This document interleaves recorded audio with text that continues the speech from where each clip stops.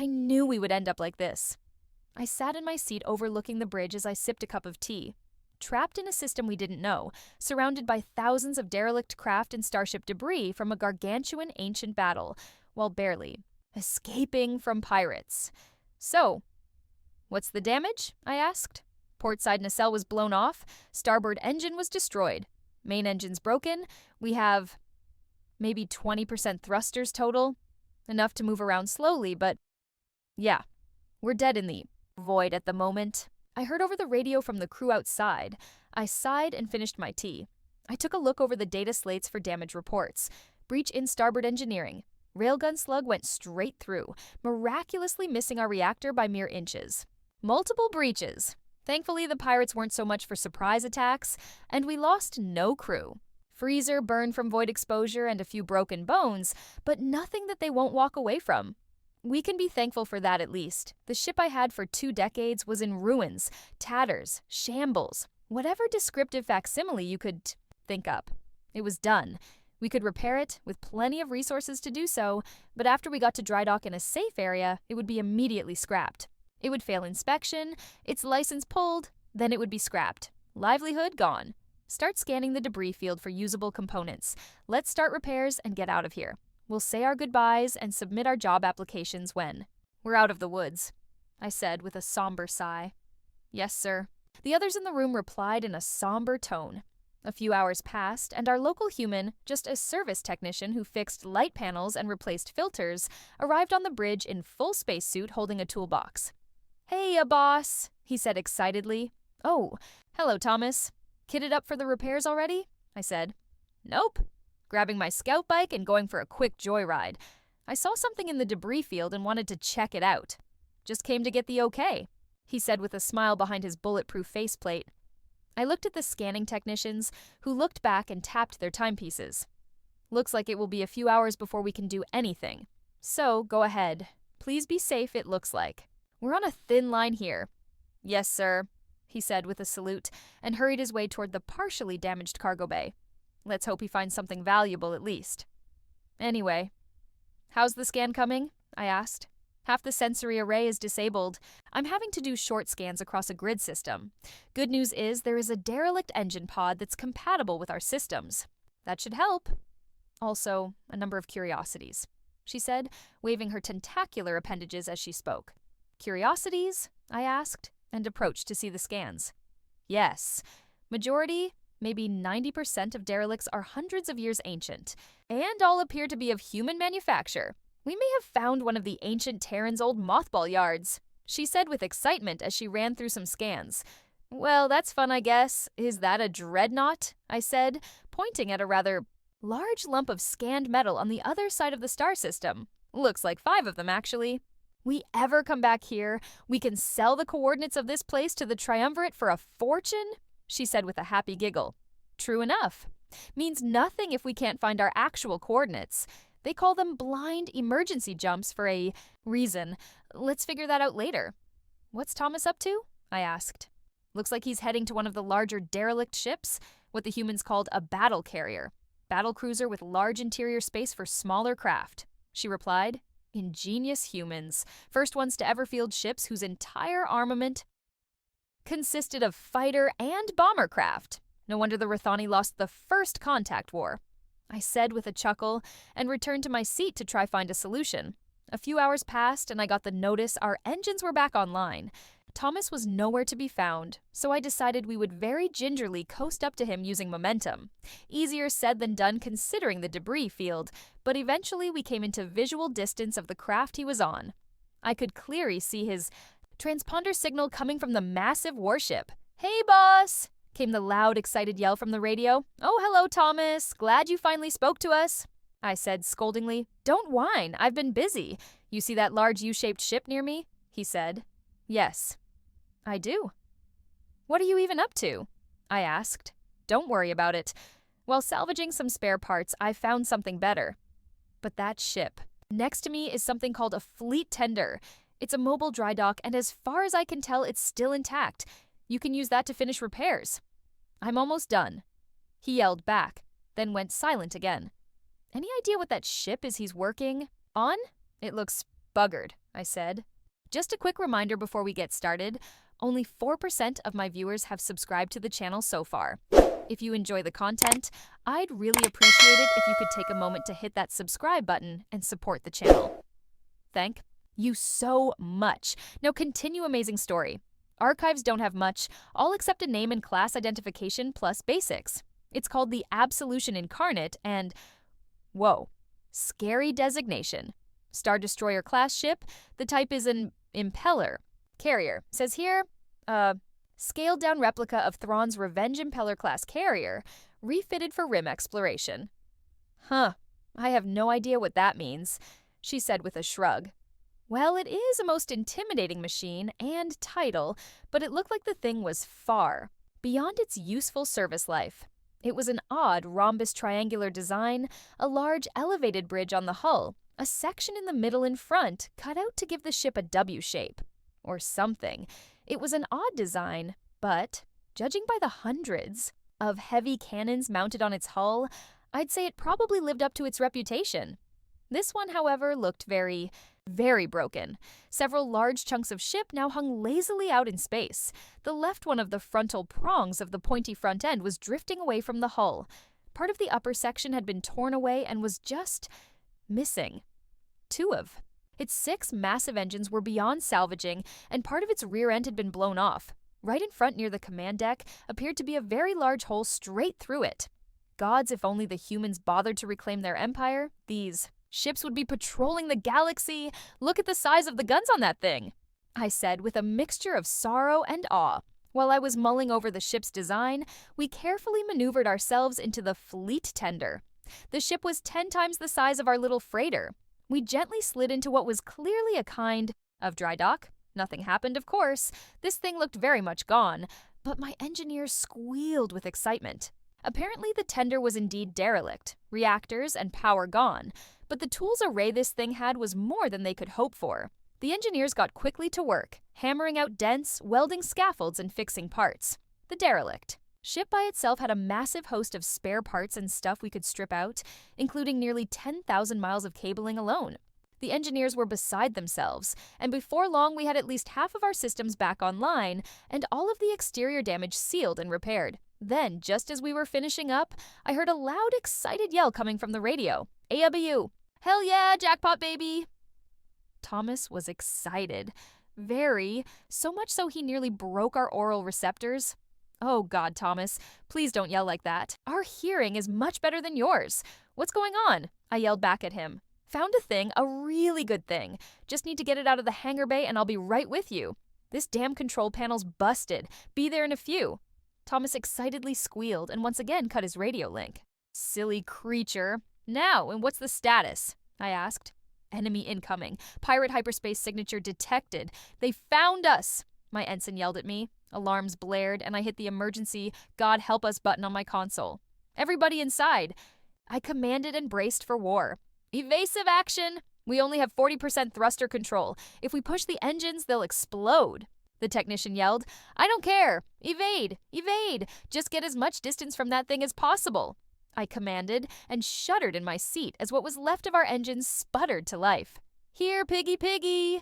You have cargo that belongs to us, heh. The pirate captain barked through the radio. Disgusting Vartarian filth! Thrusters at maximum! Heading to that derelict for cover! The pilot yelled as we maneuvered through the debris field. They're firing! Weapons lock detected! The gunnery sergeant said. Brace for impact! I barked. We were nearly jolted out of our seats by a plasma bolt hitting us on the rear starboard end, blowing what remained of our engine clear off its housing. We were in it now, and there was little opportunity to escape. I closed my eyes and sighed a prayer as the target lock signature got louder. Hey, shit-ass!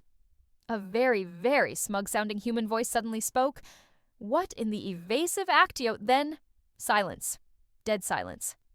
I opened my eyes and saw I was still sitting in my captain's chair. The ship wasn't moving, but we weren't dead. Is this heaven? I hope not, 'cause it sucks. One of my technicians said. I don't know. Status update, scan now, I commanded. Everyone burst into a rush of activity, but we didn't need to. I nearly defecated so hard, I would have had to deep clean my own soul as the cannon array of a battlecruiser-class warship suddenly appeared in front of us. Then, that fear vanished. "Hiya, boss!" came Thomas's voice on the radio with an all-too-pleased-with-himself tone. "I told you I found something," he said again. Then a burst of his ship's engines pulled away. I had no idea what I was looking at, but never saw a design like it. It seemed hastily cobbled together in some way yet. It looked solid as any ship can be. Patchwork of rusty parts and armor plating here and there, with a rough skin that looked unpainted, but it looked factory-ready. It was saturated in heavy weaponry, battleship-killing, planet-bombarding, fleet-obliterating weaponry. I had no idea what the flaming hell I was looking at, but I had no time to actually do anything about it. Thomas had full control over this enormous 800-meter-long beast and was as casually as can be, angling it so that its side-mounted hangar was opening up, ready to swallow our small frigate. We slid inside effortlessly and a shutter told us we were locked in. The hangar door closed and I could see jets of air being pumped into the hangar bay we were now trapped in. I quickly hurried out of my seat and out into the larger ship. The hangar was massive, easily fitting our 85-meter-long frigate inside, it with plenty of room to spare. I was amazed. Thomas approached us, the smuggest smug that ever smugged, sauntering casually into the room as he met me on the hangar floor. "Nice, isn't it? What in the fuck is this thing? And how do you have control over it?" I yelled. It's a kit bash. Like it?" He smiled at me, as if I knew what was going on. I breathed deeply, trying to regain my composure. "Okay, let's start again. What is a kit bash, and why are you flying in it? Is that a class of ship or something?" I asked. "Technically. A kit bash is the process of combining multiple parts and components to a singular object to complete it. Let's say you have a flat-pack self-assembly dining set, right? Like the ones we had in the mess hall? Well, sometimes those kits have spare parts or components that are there in case of breakage or failure, or by accident. Take those spare parts and bash them together with some imagination. Then poof, you now have yourself a coffee table you didn't pay for. This ship, same thing," he said. "It genuinely distresses me sometimes that humans had so many resources they could afford this kind of activity. Just how much of the galaxy did you strip mine for these projects?" I bellowed. "Not much, to be honest. After the Neutron Forge was built, we didn't really have much care for resource management." "Okay, so what exactly are you calling this thing, then? What are its components?" I asked. "Well, If I recall correctly, the ship's main hull is based on a scaled version of the Star Wars Imperial Venator-class Star Destroyer. The nacelles and engine pods are built from a Halo UNSC Paris class, scaled up to fit. The rear is the engine bay of a Battlestar Galactica Valkyrie class. The front mask cannon array is from a Halo UNSC Infinity. And the bridge design is a custom job similar to the Imperial Victory I class cruiser from Star Wars. This is nothing, though. I've seen builds bigger and so much better looking. She's just a hack job to get work done, but she works," he said, a holo screen displaying all the ships he mentioned. "Okay then, that's terrifying. Oh, by the gods, okay then. So, what's her name?" I asked, clearly done at this point. "Well, I don't know. I'm not the captain," he said, tossing a set of keycards and ID badges at me. "That's your job, boss. I just fixed the air conditioning," he said with a jovial laugh, and went back inside our former home. My ensign came up behind me and looked at the keys, then at the hangar around him. Captain, did our repairmen just hand you the keys to a military-grade warship that would rival most national flagships?" Yes, he did," I replied. "Did the guy we hired to clean the gunk out of the ventilation system just hand you the greatest pirate-hunting warship in the galaxy on a silver platter?" he asked. Yes, he did," I said, my brain hurting. "Fully armed, fully fueled, and capable of destroying a Vartarian destroyer with one shot, and he just gave it to you, then went back to cleaning out the gunk in the vents?" he asked. I could feel the strain in his voice. I sat on the floor and cradled my aching head. Yes, he did. My head hurts. I understand why the humans disappeared. With the shit they could do, they would have obliterated half the galaxy. I'm kind of thinking that's a good thing," he said as he sat next to me, likewise cradling his head. Yes, it is. I took a deep, frustrated breath. Okay, let's go. We have cargo to deliver, and with any luck, we can repair the old ship. I'm not leaving her behind, I said, standing up. Okay, but, what's the name of the new ship? The big one? He asked. Let's call her Katana. Katana Kitbash. On the nose and direct, but I've never been good at names anyway. Let's just go for that. Let's explore this thing and find out what we can do with it, I said. Just then, my navigations officer appeared and scrambled down the ramp. Captain! Captain! She yelled and rushed over to me. Yeah? What is it? I asked. She shoved a datapad into my hands and gasped out, We found Sol, the human homeworld. The coordinates were in this ship's databanks. I took one look at the data. Indeed it was.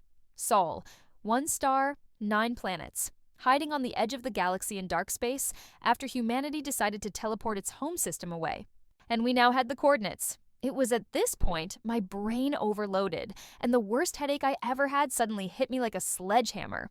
Ooh, my head. Author's note. For those extreme few among you who would like to understand what kind of abomination the ship described in this tale would look like, here you go. Courtesy of Space Engineers 1, an actual ship I built just to write this story. Yes, I did indeed start writing this story, then built this ship in-game so I could supply this screenshot to make it easier. I don't know why. Now, enjoy another amazing story. We actually captured one of them. I couldn't believe my eyes as I watched the security footage from the safety of my ship on the outskirts of the system. The meeting was being publicly broadcast, but I still had access to the internal security network. One of the benefits of my job, they actually captured one. It looked very pissed, but didn't look like much. No claws, no tentacles, no extra appendages. Just a thing. Small. How could it cause so much trouble? How is it possible this tiny meat and bone thingy could cause us to lose half the sector? I sat at my seat with curiosity and wondered what in the hell they were doing. They had it wrapped in a few chains, its hand things, tightly wrapped around some object while it squirmed as they dragged it along the ground. They were taking it towards the transinvocation matrix. I wondered why they were doing that. And then I remembered what that room was for. Well, that explains the preparation they had to go through for this operation. I hope we find answers soon. We just lost Aurelia sector. There's apparently a huge fleet now. The humans aren't happy, I said idly. Indeed? Well, that doesn't bode well. What is it carrying in its hand things? It looks like it won't let it go. My aide nearby said, Humans are well known for always carrying SOE kind of personal trinket with them. Very odd behavior. In any case, it won't matter. Look, the trial is starting. The guards tossed the pissed-off human onto the platform. It grunted and started to yell angrily, its words muffled by the gag in its mouth. My aide scoffed annoyingly and handed me 10 credits as one of the priesthood. Predictably, one of the children of the ancients stepped forward and began a ceremony. He waved his staff, proceeded with his incantations, and within moments the Yutter stage filled with sparkles, ghost orbs, and electrostatic energy. The human levitated in the air, standing upright, and grumbled angrily. I thought for a moment I saw fear in his eyes.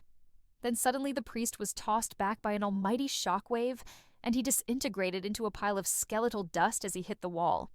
Then the human's bonds disintegrated, and a set of invisible chains spread his hands and displayed him before the coming wrath. And my goodness, what wrath it was! The room darkened as a swirling vortex of black mist appeared, and through it stepped a figure.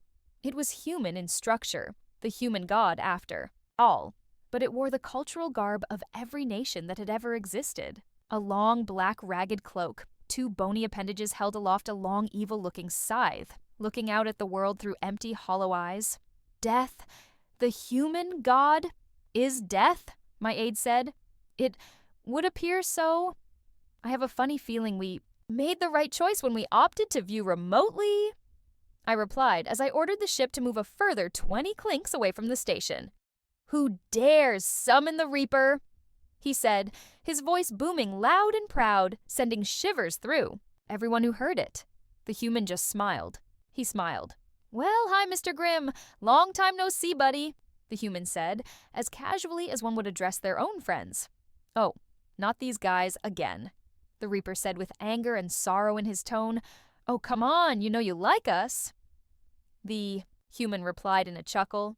The room went into a state of shock and awe as this human casually taunted his own god with a smile. The excitement of finally understanding what drives the humans to their acts of insanity dissipated as the two began their conversation. The Reaper's cloak billowed in an intangible wind as the two spoke as one would with an old friend rather than a mortal and his god. "So what is it this time? Why was I summoned?" the Reaper asked. "Oh, you know the usual, minding our own damn business, expanding in the universe, when Tweedledumbass and Toodle Stupid over there decided to declare war," the human said, gesturing to the Shikandi hive and the Osirian conglomerate. "Really? They were the ones who declared war? Or does this go deeper?" the Reaper asked. "Trust me, bro, this wasn't our fault. They cast the first stone. Now they are realizing that we have a mountain aimed at them, and they are a bit scared," the human said with a hearty laugh. The two carried on with casual banter, arguing over who really started the war. The war. First Contact War, as the humans have called it in their intelligence briefings. Humanity appeared over a Shikandi hive world and initiated first contact proceedings, only for the overtly hostile and isolationist hiver species to start. Shooting. The Shikandi, of course, said the humans attacked first, but we had the video the humans released of their ship being boarded and everyone on board being killed. Humanity went into a full-time war footing, and within a month after the Shikandi's first fight, the humans had claimed 2 of their nest worlds, bombing them into oblivion. They had also lost 2 fleets. But what was truly insane was that the humans never seemed to end. We all knew of the endless tide of the hivers and insectoid species, but the humans sent not only an endless tide of warriors and soldiers, but a near infinite quantity of ammunition. Atomics and nuclear munitions, long since outlawed by the Council.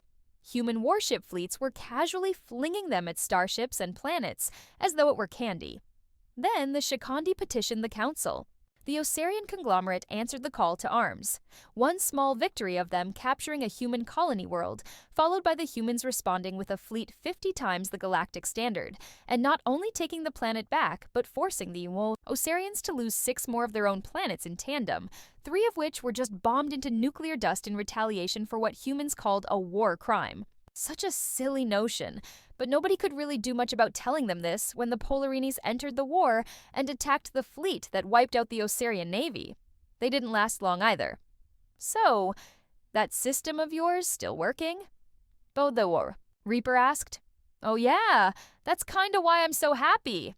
I get to show these idiots what killing unarmed civilians really amounts to," the human said with a sadistic smirk. Oh, for crying out loud, they did that? "Did you idiots really kill unarmed civilians in front of humans?" the Reaper asked, directing his ire towards the Polarinus delegation. "Oh, yeah, they did. Stupid bastards captured a colony world and sent a message," the human replied, still smirking. The Reaper groaned in annoyance and held his skinless skull in his hands. Oh, Christ, how stupid can you be? Apparently so stupid they don't even bother to search their prisoners. But let's save that for later. So let me ask. How's your overtime been these last few months, huh? Bet the workload is killing you. Ha! The human joked. The human joked about death. With the death god. The human laughed half-heartedly, and the Reaper along with him let out a sarcastic, half-hearted chuckle. Why did our father create humans anyway? I wonder about it. Probably. Just to troll the universe. He got bored looking at all the stuff, and he thought, you know what? This finely tuned machine here that I built? Here, have some humans. And started yeeting us at the universe like a drunk baboon throwing wrenches into a giant clock, the human said with a bigger laugh. He was probably high that day. Adam and Eve were nice to know back in the day, the Reaper replied, leaning on his scythe. I bet they were. Probably because they had nothing to fear from you. We don't either these days, but hell, who cares, right? The human said, again with a laugh. So, elephant in room time, huh? Nice casual chat, but my hands are tired. Fair. So, tell me what you plan to do this time. Is it going to be another Arakandi war? The Reaper asked. One delegate whispered. Who are the Arakandi? And Death replied, turning his head to face the noise. They are the first alien life form that engaged humans. Well, they were. Humanity tried to bring them to the friendship circle. They were the first among your galaxy to refuse humanity's hand of friendship. They now rest in the halls of Daedalus for eternity, cursing their every breath. Humans wiped them out. All of them. They had it coming. Much like yourselves. The Reaper responded with a bony smirk. Yeah, Darwin was an asshole, but he did have some good points. Poor tactics followed by the usual eating children to send a message bullshit, along with the whole holier-than-thou you can't possibly beat us shtick, shortly before nuclear Armageddoning their planets. To be honest, Mr. Grimm, we were expecting so much more of you from our first encounter. It was a mere trifle compared to when we were first leaving the cradle. Those days were fun, the human said. Oh yes, those days. Fun. Crazy apes. Then, you made the resurgence system, and all my business with you creatures practically vanished. Reaper replied with an angry scowl. Yeah, must have hurt, huh? Swimming in souls and bodies, then suddenly it all stops when we invent the respawn from video games. God, that was fun! No limits, no cause, no danger. To face the universe with no care and no consideration. It came in quite handy with that insectoid. Hive shit. How many times have I been killed now? I can't remember, the human said. 254. The Reaper replied with anger in his tone. Oh ho, so we've been counting. Of course I have been counting. When you are denied something you are owed, you start counting it. The Reaper said with an angry wave of his bony hand. Oh, stop being such a bitch, the human yelled, in such a way that even the Reaper himself flinched. Your stupid ass still gets your pound of flesh. Failed surgeries, childhood leukemia, cancer, congenital diseases, industrial accidents. You still get what? You're owed 100 times over when we get just that close to finding a cure for something, and then suddenly the lab explodes. Then we lose more of our family members. Your ass is just salty. You can't take more than you already do. Take what you get, bitch, the human yelled again, taking everyone around him off guard. You still don't understand the natural order, and I still don't give a fuck about the natural order, you idiot. That's why, unlike these idiots, I can in fact ignore you. The human replied angrily. You realize with this respawn thing, you are doomed to the same fate as the Greys, right? The idiots who outbred themselves into extinction with genetic modification to attain perfection. What has that got to do anything with anything? We are just living a bit longer and facing things a bit farther. We don't want perfection. We just want to live. We aren't the Greys.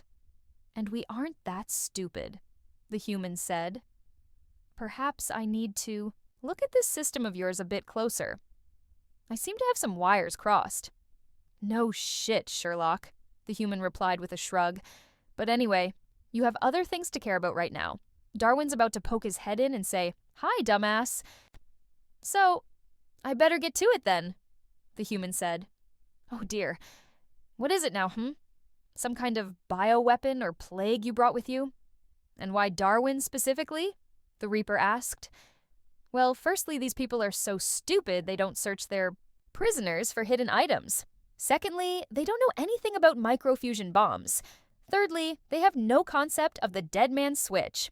Me, the human said, smiling all the while. Oh. Well, that explains that then, doesn't it? The Reaper said and shrugged, readying his scythe. Oh, don't be so mad. You're still in business, aren't you? The human laughed at him. I will get you all. One of these days. One of these days. I am nothing if not patient. You know that. The Reaper replied with a scowl. Oh, we know. But anyway, you need to get ready to do some overtime. You know how this goes.